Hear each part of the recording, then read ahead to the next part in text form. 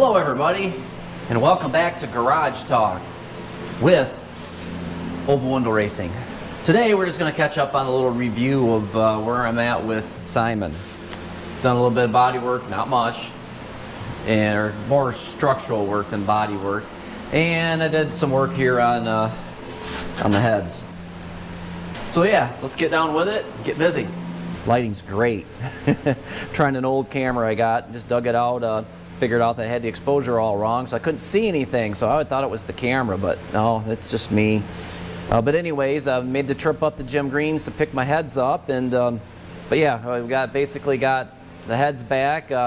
All I'm doing is going to clean them up. He enlarged the exhaust valves for me, and in the process of doing the machining, I still have to go in and finish up the machining. He just does the machining for the seat.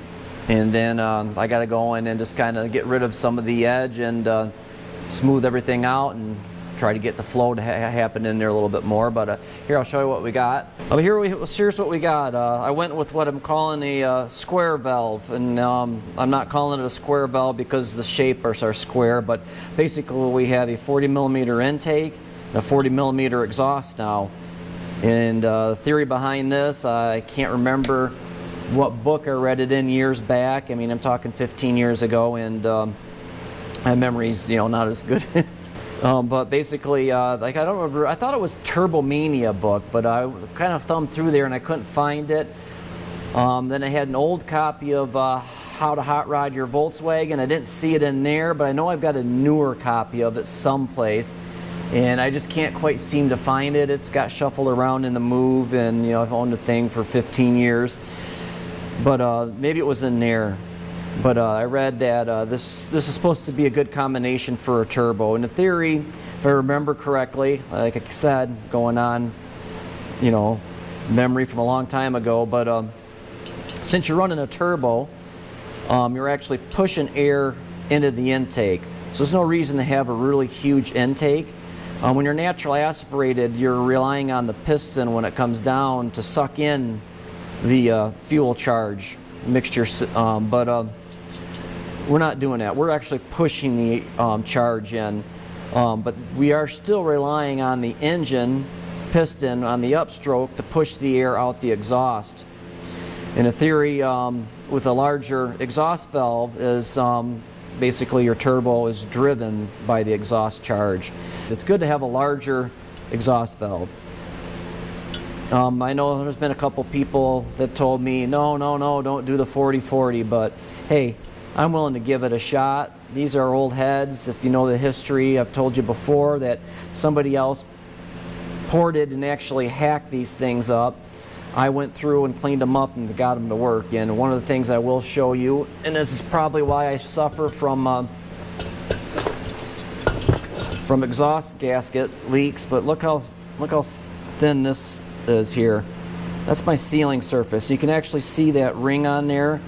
That ring is for my gasket. I'm running those copper gaskets now, and I do have enough material there for that to leak, but still, that is really thin. Maybe if these heads work well, I will have somebody weld these up, probably Jeremy, and then we'll machine them back down and give me a little more sealing surface there. Maybe on all three sides. And on the intake, this intake hasn't been welded. Jeremy actually did weld up the other intake. But one of the things, and I don't remember if it was so much on these heads, but when you're porting these heads, you really have to be careful on this bottom spot here. A lot of people will start hacking, and they'll actually go through the bottom of the head there.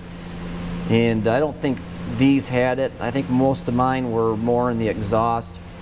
For some reason, the guy thought he needed a really large exhaust port, and you really open this up. Kind of unnecessary. Could have been a lot smaller. But hey, we're willing to see how they work. But like I was saying, I got some work to do. You can see with the machine work, I still got a lip here. I got to go and grind these all out and then taper them a little bit. so everything flows out the exhaust. So yeah, better get to work. All right, show you a couple of the bits I use, or tools I use for porting. Basically, I got these high-speed carbide bits here. And these are nice. I've had this one forever. This is the first one I ever bought. But they're nice. They last a long time with grinding aluminum. I've actually ground some steel with these things too. Got 3 different sizes there, and then I usually do the finishing work with on a Dremel, or with a Dremel, with these little sanding drums I've got. I pretty much only use that one. And then I've had this tool built. Basically, it's just a steel rod with a slit grooved in it, and then I'll kind of finish off with this flapping. There's still a couple techniques I want to try, and man, a few years back I seen them, what I was looking for on eBay, and I should have bought them. I've tried these before too, and I don't know, I just didn't really get the finishing that I wanted with them. But this one here is pretty much the workhorse. I use this one a lot, and I'll probably mainly use this one pretty much for this too. I may use a smaller one to get up around, just to kind of taper some things. But yeah, the majority of my work is done with this bit. And if I really got to remove some material, like when I'm clearing cases and stuff, but this is what I'll use. See how all this camera focuses. Something I bought a long time ago. Here's a side-by-side comparison. I've got this head basically pretty much completed, and this head to go. But the only step I got left on this one is that I need to pretty much just run the flap wheel in here and try to clean things up. And this one I've got to go through and grind. But yeah, it's a comparison, and then there's a lot of difference. A lot bigger. Basically, like I said, I put a 40mm, or I didn't. I had Jim put a 40mm exhaust seat in here so I can run a 40mm exhaust valve. And previously it was a 35.5, I believe. So about 4.5 millimeters difference in size. Should do some flowing. And the tools I used, like I showed earlier, was pretty much just this bit. Where'd you go? There you are. This is a medium-sized carbide bit on a die grinder, and here I used a Dremel tool. I've got this snake adapter on it, so it's easier to work with. And basically what I did is I just took the big bit, the carbide bit, and ground it so it was just about to the seat here. You can kind of see where I did kind of touch the seat with the sanding wheel a little bit, but I was careful not to hit the seat with the carbide bit. And then I went in with the Dremel tool and just basically blended the head into the seat very carefully. Probably the hardest part was on here with this, I don't want to call it radius, but this curve here.